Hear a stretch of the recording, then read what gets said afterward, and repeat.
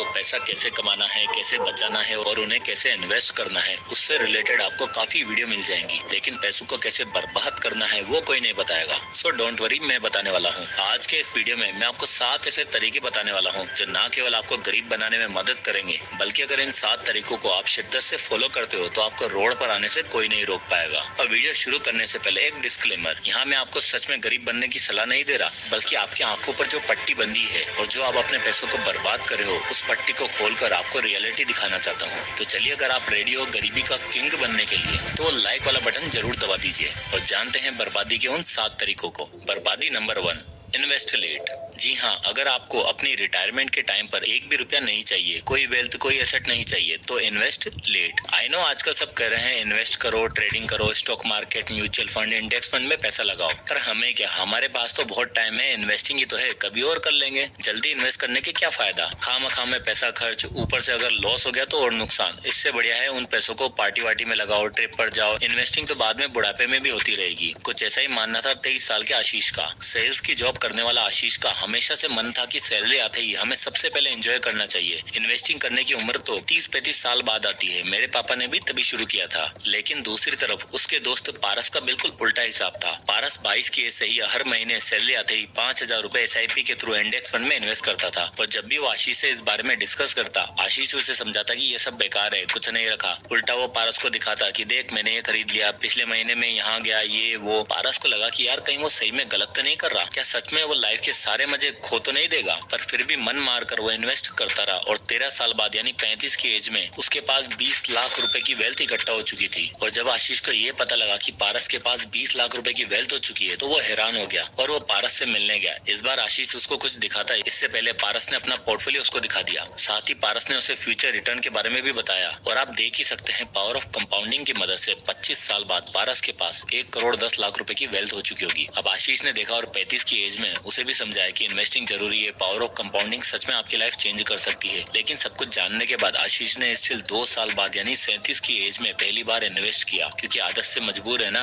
जब इतना लेट हो चुका है तो 2 साल और सही। इसे भी आप लोगों की तरफ फर्क नहीं पड़ता, पावर ऑफ कंपाउंडिंग ही तो है। लेट इन्वेस्ट करो या जल्दी फायदा मिलना होगा तो मिल ही जाएगा। अब इससे हुआ ये कि रिटायरमेंट के टाइम पर यानी 47 की एज तक पारस के पास थे सिर्फ 12 लाख रुपए और आशीष ऑलरेडी करोड़पति बन चुका था। तो अगर आपको कंपाउंडिंग की पावर समझ में आ गई है तो ठीक है, वरना please invest as late as possible. बर्बादी नंबर 2, यूज क्रेडिट कार्ड्स। तो बर्बादी की लिस्ट में अगला तरीका आता है यूज क्रेडिट कार्ड्स। अब आगे कुछ भी बोलने से पहले जरा ये डेटा देखो। साल 2011 के कंपैरिजन में जनवरी 2024 में इंडिया में total 10 crore active credit card users हैं। और तो और PwC के मुताबिक इंडिया में क्रेडिट कार्ड इंडस्ट्री 20% के एनुअल CAGR से ग्रो हुई है और अक्टूबर 2023 में all time high credit card spending record हुई है, जो की थी 1.72 लाख करोड़ और जनवरी 2024 तक 5 लाख करोड़ तक स्पेंड हो चुका है, जो हमारी कंट्री की टोटल GDP का 2% है। अब यार देखो, जब इतनी तेजी से ट्रेंड चल ही रहा है तो आप क्यों पीछे हो भाई। आप आज ही क्रेडिट कार्ड बनवाओ और अपनी जिंदगी ऐशो आराम से जियो। कुछ लोगों का मानना है क्रेडिट कार्ड तो किस्मत की वो चाबी है जो एक बार हाथ लग गई तो मानो लॉटरी लग गई। और उल्टा आजकल तो क्रेडिट कार्ड बनवाना भी कितना आसान हो गया है। एक क्लिक करो और आपका credit card ready. Credit card से मानो हर चीज फ्री में मिल जाती हो। और इलेक्ट्रॉनिक पर तो बस क्रेडिट कार्ड ने अपनी असीम कृपा बना रखी है और हम इस कृपा के सहारे इन क्रेडिट कार्ड के थ्रू शॉपिंग करते हैं और अपना पैसा दबा के बर्बाद करते हैं। देखो यार, एक अमीर आदमी हमेशा अमीर इसलिए बना रहता है क्योंकि उसे डेबिट और क्रेडिट का सही तरीके से यूज करना आता है। एक अमीर आदमी जानता है कि क्रेडिट कार्ड एक बहुत ही बड़ा ट्रैप है और इसका यूज आप सिर्फ छोटी मोटी चीजों के लिए, बिल्स पेमेंट के लिए करो, जिससे आपका क्रेडिट स्कोर बिल्ड हो। पर बर्बाद लोग तो इसमें अपनी खुशियों का सहारा मानकर निकल पड़ते हैं दुनिया खरीदने। इस रिपोर्ट को देखिए, 25 साल के रोहन का भी कुछ यही हाल हुआ। क्रेडिट कार्ड मिलते ही कुछ ही महीनों के अंदर उसने एक स्मार्ट टीवी, एक स्मार्टफोन और एक लैपटॉप उठा लिया। अब हुआ क्या, उसने ये सब चीजें तब ली जब उसको पता चला कि क्रेडिट कार्ड से ये सारी चीजें सस्ती पड़ी हैं, भारी डिस्काउंट मिला है और उसने अप्लाई कर दिया। पर उसे ये नहीं पता था कि जितना ये डिस्काउंट दे रहे हैं फ्यूचर में उसका 10 गुना लगान वसूल करेंगे। EMI पर इंटरेस्ट, लेट फीस और क्रेडिट कार्ड चार्जेस मिलाकर रोहन का इतना बिल आ जाता कि उसकी सैलरी पूरी भी नहीं पड़ती और तो और उसका क्रेडिट स्कोर भी बुरी तरीके से गिर चुका था। पर जब तक रोहन को इस बात का रियलाइजेशन हुआ वो बुरी तरीके से फंस चुका था और न जाने अब और कितने महीने तक उसे ये झेलना पड़ा होगा। तो अगर आपके अंदर भी हर चीज में क्रेडिट क्रेडिट कार्ड निकाल लेने की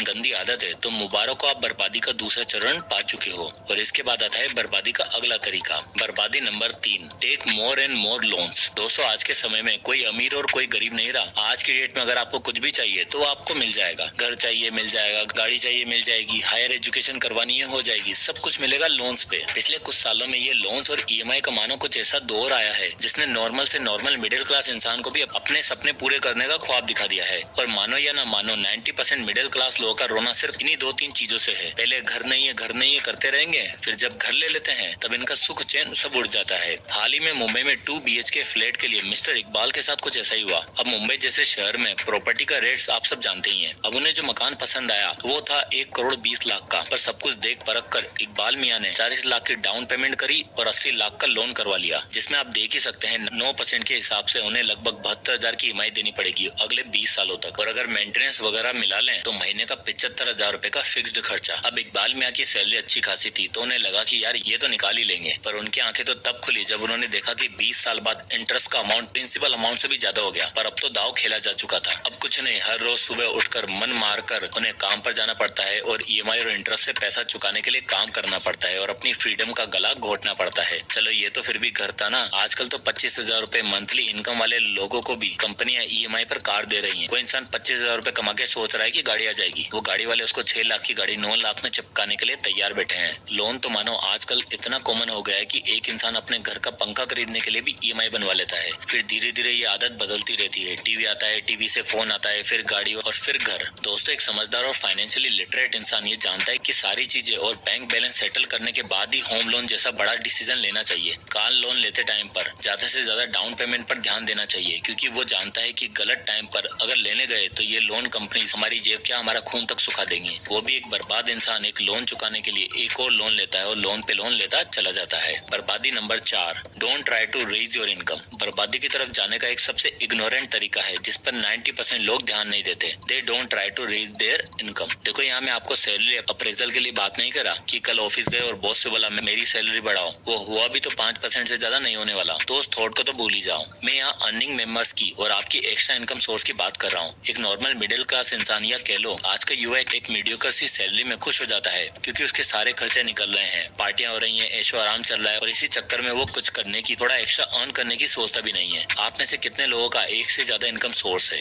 भाई देखो आज का युवा रोता रहता है कि उसके पास कुछ नहीं बचा सेव या इन्वेस्ट करने के लिए, तो भाई थोड़ा एक्स्ट्रा कमा लो। ऑफिस आवर के बाद कोई स्किल सीख कर उससे पैसा कमा लो। कोई small business idea, freelancing work या कंटेंट के थ्रू पैसा कमाना सीखो, या फिर कोडिंग या फाइनेंस की कोई स्किल सीख कर भी आप साइड इनकम जनरेट कर सकते हो। और इनमें से कुछ भी नहीं तो घर में अर्निंग मेंबर्स की संख्या बढ़ाओ। लेकिन नहीं, हमारे राजा बाबू को इन सब चीजों का सोचने का टाइम ही नहीं है। ये तो ऑफिस से आएंगे और थक हार कर चूर होकर सो जाएंगे, स्किल विस्किल गई बाहर में, कल सुबह फिर ऑफिस जाएंगे। अरे भैया आपकी साइड हसल और आपकी साइड इनकम ना एक दिन आपको इस ऑफिस के 9 to 5 वाली जंजाल से निकाल कर फाइनेंशियली फ्री कर सकती है। तो ध्यान रखो, अभी सोने की जगह जाग कर मेहनत करने का टाइम है। पर आप तो मेहनत करना चाहते हो या फिर नहीं, लेकिन आई एम श्योर पैसा बर्बाद करने का अगला तरीका आप जरूर फॉलो करते होंगे। बर्बादी नंबर 5, गेट रिच क्विक। अब आता है पैसा बर्बाद करने का सबसे आसान और मोस्ट यूज्ड तरीका, putting money in get rich quick scheme. जैसे कोई दूसरा हमें आके बताता है कि देखो अमीर ऐसे बना जाता है, हमें लगता है ये भगवान का भेजा गया दूत है, और जैसे जैसे वो करता है कहता है हम शुरू हो जाते हैं। कोई 5,000 रुपए में गाड़ियां और फॉरेन ट्रिप्स का ख्वाब दिखाता है, तो कोई महीने का 10 लाख इनकम का वादा करता है, या कोई एक टीम बना के रातों रात करोड़पति बनने की गारंटी देता है। ऐसे गेट रिच क्विक स्कीम में आपको पैसा डालना चाहिए अगर आपको पूरी तरीके से बर्बाद होना है। किसी की देखा देखी या किसी के कहने पर आप ये शुरू करते हो और धीरे धीरे आपको इन स्कीम में फंसा दिया जाता है, और इससे बाहर निकलने के सिर्फ 2 ही ऑप्शन दिखाई देते हैं। या तो अपने जैसे किसी दूसरे बकरे को पकड़ लो और उसे भी फंसा दो, या फिर लॉस फेस करो और एक्सट्रीम स्टेप उठा लो। तो भैया जहाँ भी ऐसे लोग या ऐसे एडिक्टिव स्कीम को देखो वहाँ से कट लो, वरना लेने के देने पड़ सकते हैं। बर्बादी नंबर 6,